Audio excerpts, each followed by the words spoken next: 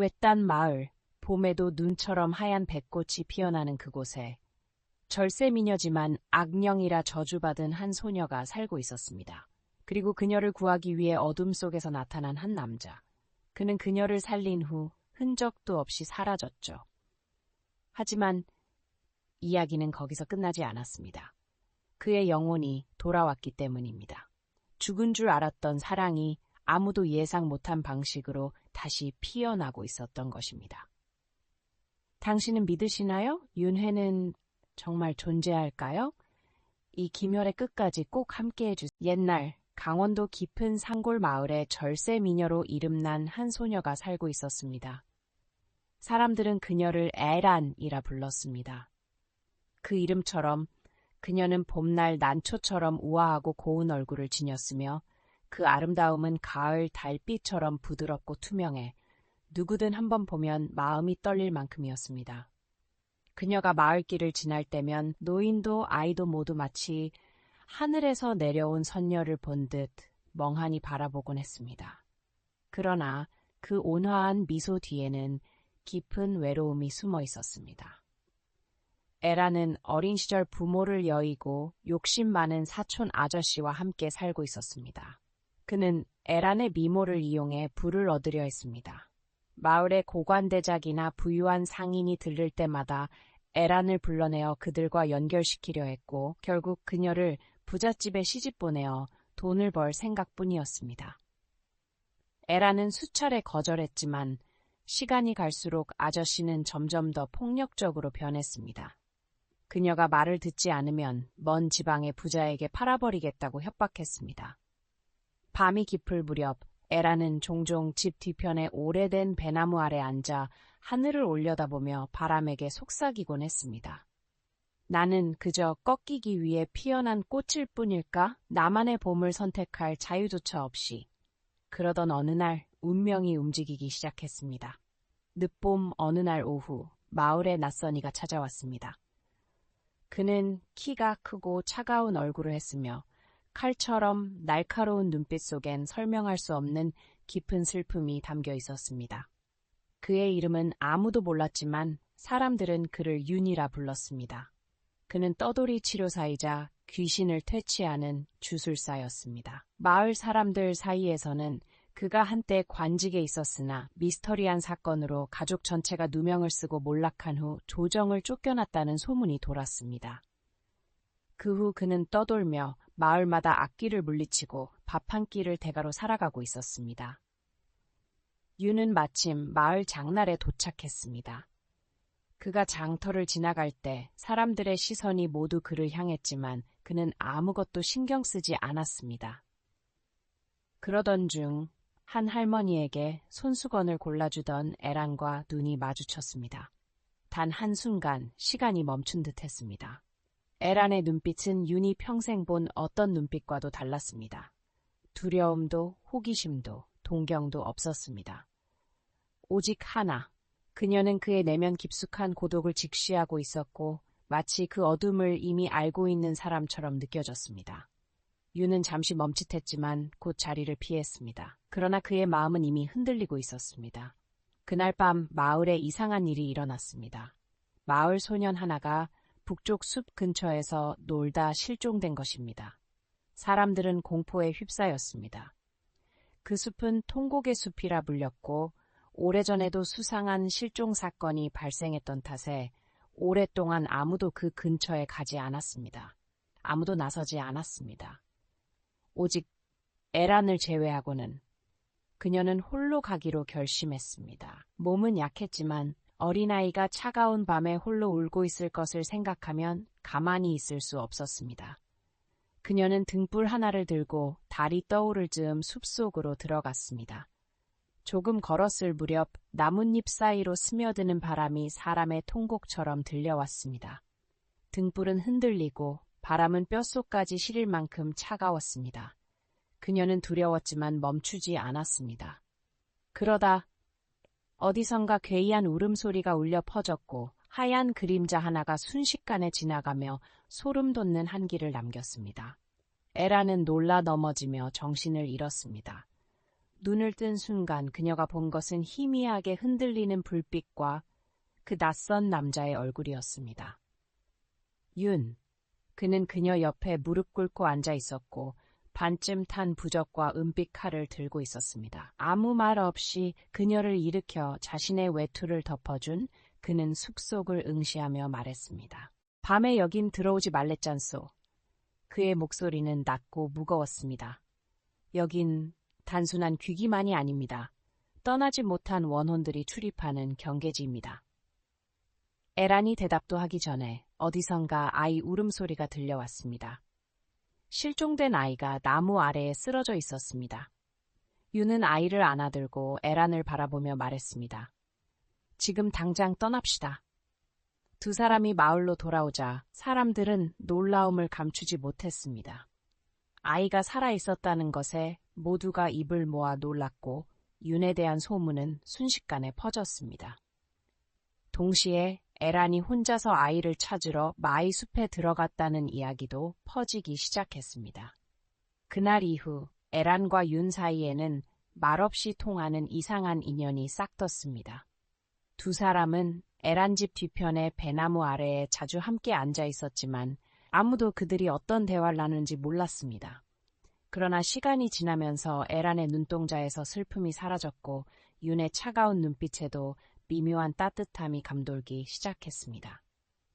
그러나 평화는 오래가지 않았습니다. 어느 날 밤 마을 사당에서 북소리가 울려 퍼졌습니다. 오래된 부적 하나가 찢겨 있었고 마을 사람들 사이에서 꿈속을 헤매듯 울며 걷는 이들이 나타났습니다. 누군가는 밤중에 하얀 형체가 떠도는 것을 보았고 누군가는 숲속에서 이름을 부르는 목소리를 들었다고 말했습니다. 윤이 통곡의 숲에 들어가 봉인을 해제한 그 순간부터 무언가가 깨어난 것이 분명했습니다. 아이 하나를 구한 것이 이야기의 끝이 아니었습니다. 진짜 이야기는 이제부터 시작이었습니다. 윤이 깊은 숲에서 아이를 안고 돌아온 그날 밤부터 마을 전체가 마치 깨어난 듯 달라졌다. 기적적으로 살아남은 아이 때문만은 아니었다. 오히려 그 아이를 구해온 그 낯선 남자, 수년간 마을 사람들이 두려워해온 어떤 존재들과 맞설 수 있을 것 같은 그 남자의 등장 때문이었다. 하지만 아무도 윤에게 다가가 말을 걸지 못했다. 날카로운 얼굴선과 음울한 기운은 안개처럼 퍼져 누구도 쉽게 뚫고 들어갈 수 없었다. 단 한 사람, 에란만이 그에게 다가갈 수 있었다. 목숨을 구해진 이후 에란은 더 이상 외롭지 않았다. 누가 공식적으로 인정한 건 아니었지만 마을 사람들 모두 알고 있었다. 선녀처럼 고운 여인과 살기를 품은 남자가 조용히 서로를 찾아냈다는 것을. 에란은 원래 말수가 적은 사람이었다. 하지만 윤 앞에선 그녀는 한층 부드러워졌다. 약초 가게에서 가져온 약을 그에게 가져다 주곤 했고 그는 한 번도 부탁한 적이 없었지만 해질 무렵이면 떡과 약차를 들고 그의 거처를 찾았다. 마을 끝자락 아무도 가까이 가길 꺼리는 그 음기가 가득하다는 임시 움막까지. 그렇게 매일 조금씩 말이 없어도 서로를 이해하게 되었다. 어느 날 에란이 따뜻한 생강차를 가져다 주었을 때 윤은 그녀를 한참 바라보다가 낮고 깊은 목소리로 물었다.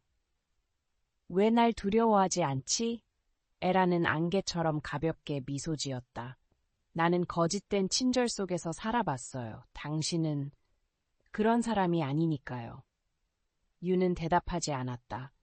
다만 김이 오르는 찻잔을 꽉 쥐었다. 그 말은 그의 마음 깊숙한 가장 부드러운 부분을 정확히 찔러낸 칼날 같았다. 마을에는 소문이 돌기 시작했다. 절세미인이 괴이한 이방인의 마법에 빠졌다고. 어떤 이는 이렇게까지 말했다. 그 자는 인간의 탈을 쓴 요괴야. 저주받은 숲에 들어갔는데 멀쩡히 살아 돌아왔잖아? 누군가는 잊고 있던 기억을 꺼냈다. 실종된 이들, 악몽 속에서 들린 울음소리, 이 모든 것이 윤이 마을에 나타난 이후 시작되었다고. 많은 이들이 에란의 외삼촌을 찾아가 충고, 아니, 선동했다. 외삼촌은 애초에 에란을 좋은 집안에 시집보내 이익을 보려 했기에 가난하고 수상쩍은 사내와 가까워진 것을 보고 분노했다. 어느 날 밤 그는 몰래 사람을 시켜 에란을 뒤쫓게 했다. 그녀가 조용히 죽을 쓰어 윤에게 가져다 주는 걸 본 외삼촌은 폭발했다. 마당에서 그녀를 때리며 고래고래 소리쳤다. 내가 지금껏 키워놨더니 이 거지 같은 놈한테 밥을 해 바치게? 넌 그놈이 누구인 줄 알기나 해? 요괴야, 이 마을을 망치고 있어. 에라는 머리를 감싸고 저항하지 않았다. 그리고 그 순간 쿵 하는 소리와 함께 나무 문이 벌컥 열렸다. 윤이 서 있었다. 검도 들지 않았고 격노하지도 않았다. 단지 돌처럼 조용한 눈빛으로 그를 바라볼 뿐이었다. 하지만 그 눈빛만으로도 외삼촌은 말을 잃었다. 윤의 눈빛 속에 깃든 건 분노가 아니라 오래도록 억눌러온 살기였다. 누구도 움직이지 못했고 누구도 말을 잇지 못했다. 단지 초가지붕을 스치는 밤바람과 낙엽 소리만이 흐르며 어딘가에서 들려온 경고처럼 들렸다. 그날 이후 다시는 누구도 에란에게 손대지 못했다. 하지만 모든 일이 거기서 멈추지는 않았다. 어느 날 장대비가 내리던 날 마을 사람들은 오래된 사당 근처에 무덤 하나가 파헤쳐진 걸 발견했다. 무덤 안에는 유골이 없었다. 대신 머리카락과 부적, 젊은 여인의 모습을 본뜬 흙인형 같은 기이한 재물들이 있었다. 마을 무당은 떨리는 목소리로 말했다. 저건 200년 전 제물로 바쳐졌던 소녀의 무덤이야. 숲속 요괴를 봉인하기 위해. 봉인이 풀렸다. 그날 이후 마을 사람들은 집단 몽유병을 앓기 시작했다. 어떤 이는 하룻밤새 죽었다. 죽기 전 그는 꿈에서 흰옷 입은 여인이 배나무 아래 서 있는 걸 보았다고 했다. 그 나무는 에란이 자주 앉던 바로 그 자리였다. 그리고 아기에 찬 소문이 다시 불붙기 시작했다. 바로 그 계집애야 에란이. 걔가 봉인을 푼 거야. 걔가 홀린 게 아니라 걔가 바로 200년 전 봉인된 영혼의 화신이야. 그 사내놈도 수상해. 요괴를 다시 불러낸 거라니까. 윤을 감히 마주할 용기는 없었지만 에라는 점점 사람들로부터 외면당했다. 아이들은 길에서 그녀를 보면 인사하지 않았다. 이웃 아주머니는 더 이상 반찬을 나눠주지 않았다. 시장은 조용해졌지만 그것은 두려움 때문이었다. 그 와중에 윤마는 늘 그 자리에 있었다. 하지만 이번엔 침묵하지 않았다. 어느 희미한 달밤 에란이 물었다. 알아요? 난 한때 내가 저주받은 존재라고 믿었어요. 나도, 윤이 대답했다. 지옥불에서 타버려야 마땅한 존재라고 믿었지. 그럼 우리는 버려진 자들인가요? 아니, 그는 오래도록 그녀를 바라보며 말했다. 우리는 선택받은 자야. 모두가 외면해온 진실을 끝낼 자들. 그 진실은 에란의 꿈에서 조각처럼 흘러나오기 시작했다. 그녀는 오래된 마을을 꿈에서 보았다.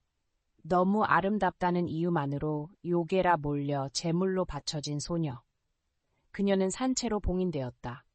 바로 에란이 자주 앉는 배나무 아래에. 그건 상상이 아니었다.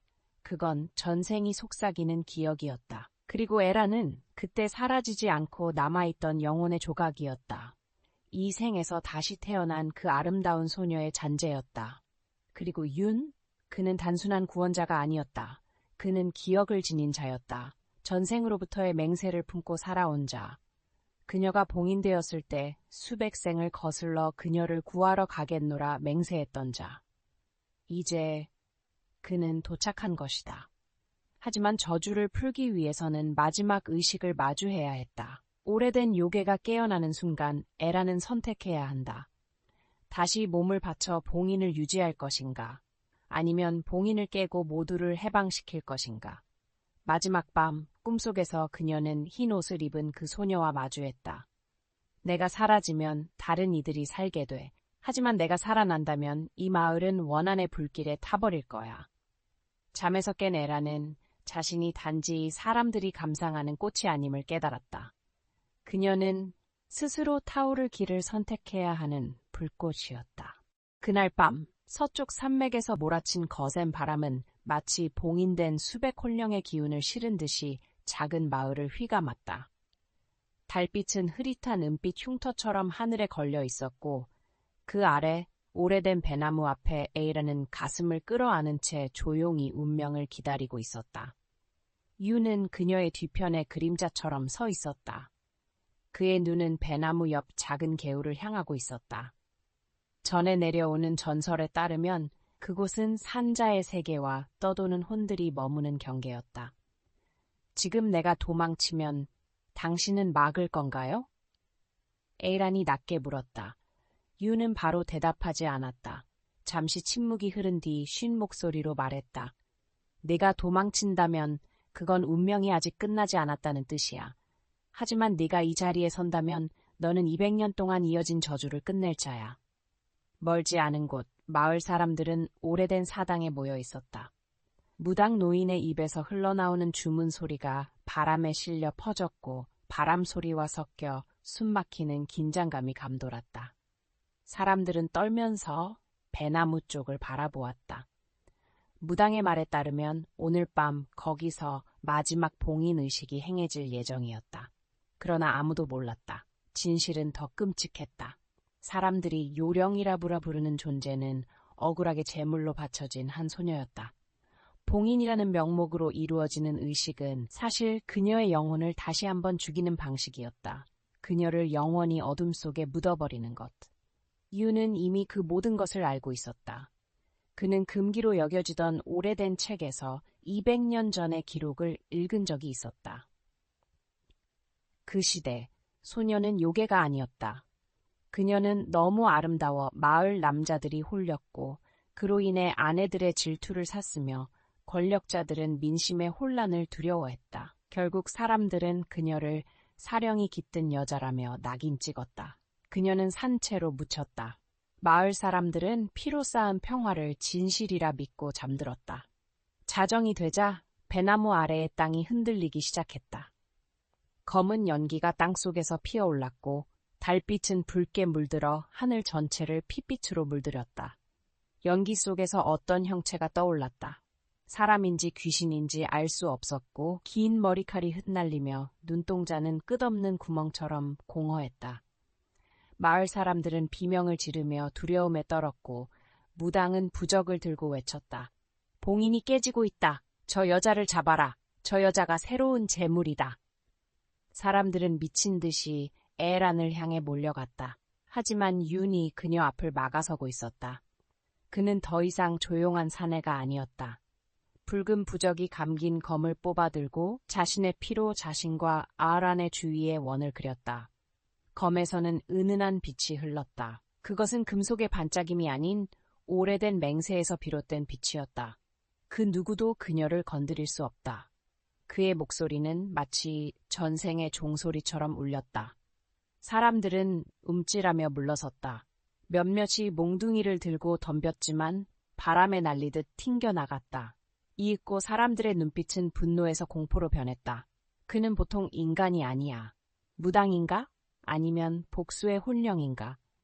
유는 그들의 말에 귀 기울이지 않았다. 그는 연기 속에서 나타난 형체만을 주시하고 있었다. 그 형체는 이제 하얀 옷을 입은 젊은 여자의 모습이었고 찢어진 옷자락은 피에 젖어 있었으며 눈은 지옥불처럼 붉게 타올랐다. 너는 그녀 안에 남은 기억의 조각, 아직 사라지지 않은 원한이야. 윤이 말했다. 소년 에란을 바라보았다. 마치 거울을 보는 듯한 시선이었다. 너는 나야. 하지만 너는 살았고 나는 죽었어. 에란은 한 걸음 다가갔다. 손끝 하나 떨리지 않았고 그녀의 목소리는 자장가처럼 부드러웠다. 내가 너라면 너를 대신해 살아갈게. 복수가 아닌 용서로. 소녀는 날카로운 비명을 질렀다. 거센 바람이 몰아치고 배나무는 부러질 듯이 흔들렸다. 무당은 쓰러졌고 부적은 타올라 사라졌다. 광풍이 몰아치며 수백 명의 억울하게 죽은 여인들의 울음소리가 허공을 가득 메웠다. 유는 무릎을 꿇고 주문을 외우기 시작했다. 그것은 드물게 전해지는 의식이었다. 봉인을 위한 주문이 아닌 진심 어린 마음으로 원혼을 풀어주는 의식. 그의 검은 점점 더 밝게 빛났고 마치 불길처럼 타올랐다. 에이라는 하얀 옷의 소녀에게 다가갔다. 두 사람은 마주 보았다. 하나는 잊혀진 과거, 하나는 살아가야 할 현재. 그리고 에이라는 그 소녀를 끌어안았다. 두려움도 저항도 없었다. 오직 깊은 연민과 공감이 담긴 포옹이었다. 미안해. 내가 살아남은 대신 너의 아픔을 잊고 있었어. 그 순간 바람이 벗고 연기가 사라졌다. 달빛은 다시 은빛으로 돌아왔다. 그리고 그 형체는 조용히 사라졌다. 비명도 눈부신 빛도 없었다. 오직 깊고 무거운 침묵. 사람들은 자신의 거친 숨소리를 들을 수 있을 만큼 고요했다. 사람들이 정신을 차렸을 때 그들은 배나무 아래 무릎을 꿇고 있었다. 무당은 기절해 있었고 에이란과 유는 말라붙은 피해원 안에서 손을 꼭 잡고 서 있었다. 아무도 말하지 않았다. 아무도 감히 입을 열지 못했다. 그러다 한 아이가 다가와 하얀 백꽃 한 송이를 에이란에게 건넸다. 아줌마, 꿈에서 아줌마가 비 속에서 울고 있었어요. 그런데 마지막에는 웃고 있었어요. 그 후 며칠, 마을은 서서히 변하기 시작했다. 더 이상 봉인에 대해 이야기하지 않았고 오래된 사당을 다시 정비했지만 이제는 요령을 섬기는 것이 아니라 잊혀진 소녀를 위한 추모비를 세웠다.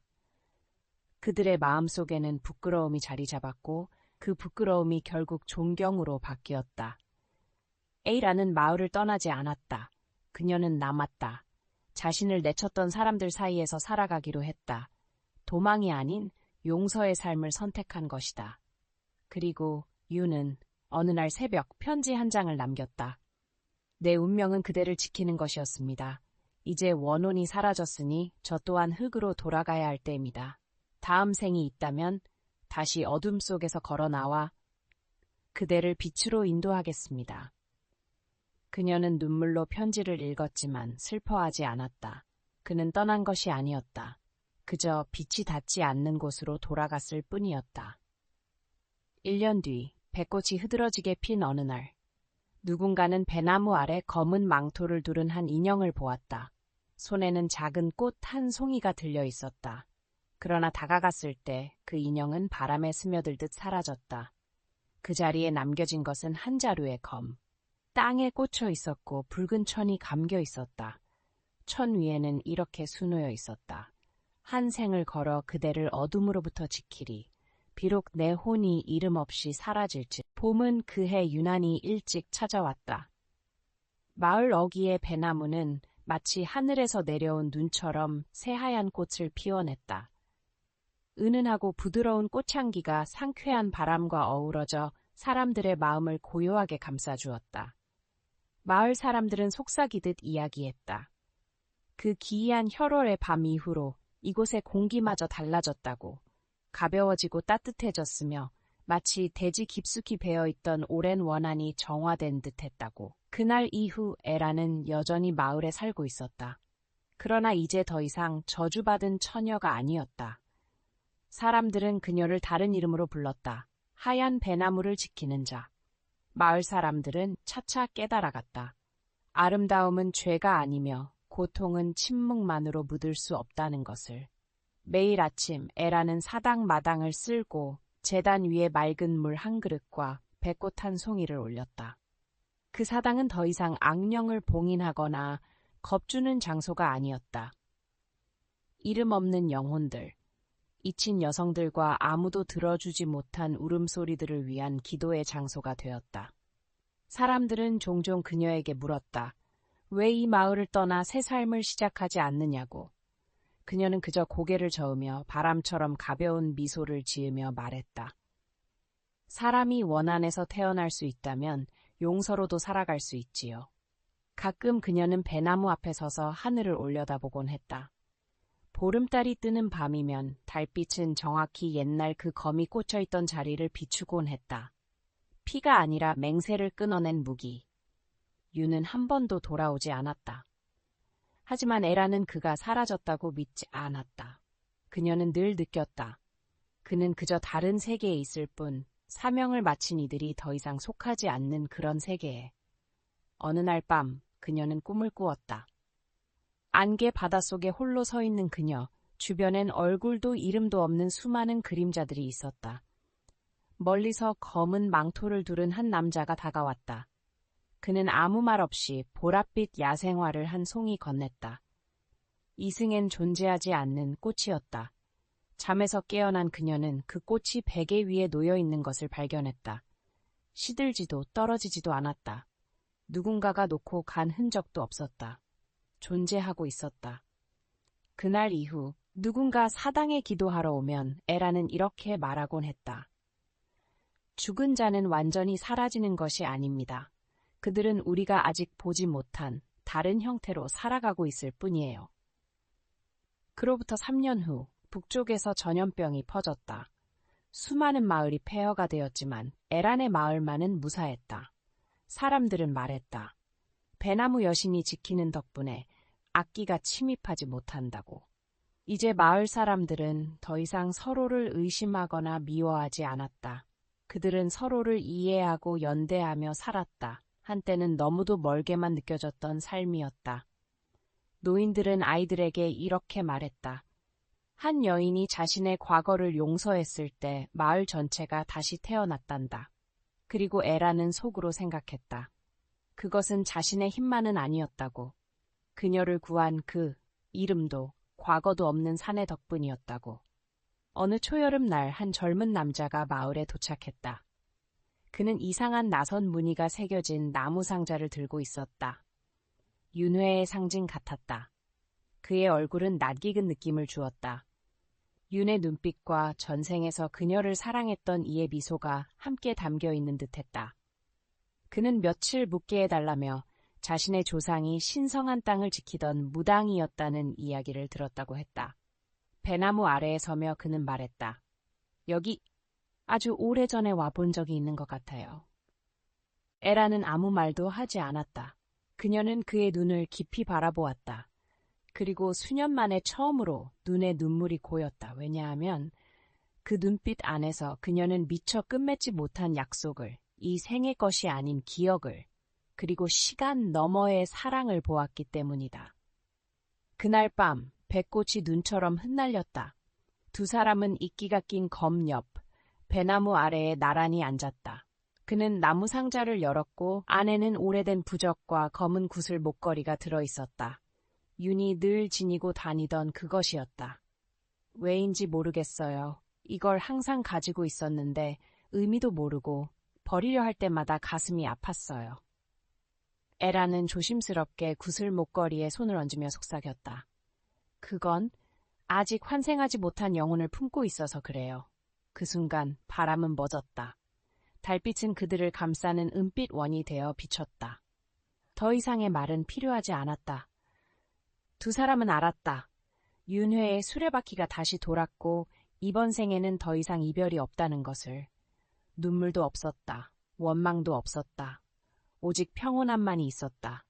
마치 천년을 떠돌다 마침내 둥지로 돌아온 한 마리 새처럼. 세월이 흐른 후 사람들은 배나무 아래에 비석을 세웠다. 그 위에는 이렇게 새겨져 있었다. 사랑은 죽지 않는다. 단지 다른 모습으로 다시 태어날 뿐. 용서받은 영혼은 이곳에 머물며 영원히 우리를 지킨다. 노인들은 아이들에게 이렇게 가르쳤다. 언젠가 외롭다고 느껴진다면 배나무 아래에 앉아 눈을 감아보렴. 누군가가 네게 속삭이는 소리를 들을 수 있을 거야. 나는 여기 있단다. 바로 너의 등 뒤에. 그리고 매 보름달이 뜨는 밤, 마을 사람들은 배나무 아래에 모였다. 그들은 촛불을 켜고 오래된 전설을 나눴다. 한때 악령이라 불린 소녀에 대한 이야기, 어둠에서 그녀를 빛으로 이끌어낸 남자, 그리고 죽음을 넘어선 사랑에 대한 이야기. 그들의 진짜 이름을 아는 이는 아무도 없었다. 알 필요도 없었다. 왜냐하면 이제 그들은 흙이 되었고 바람이 되었고 달빛이 되었기 때문이다. 어느 한 생에만 속하지 않지만 사랑하고 용서하는 마음이 존재하는 한 언제나 곁에 있는 존재들이 되었기 때문이다. 그리고 이야기는 그렇게 마무리되었다. 비극적인 결말도 극적인 승리도 없이 다만 가장 단순하면서도 깊은 진실 하나로 한 사람이 구원받았고 한 영혼이 해방되었으며 한 사랑이 수많은 생을 넘어 다시 이어졌다.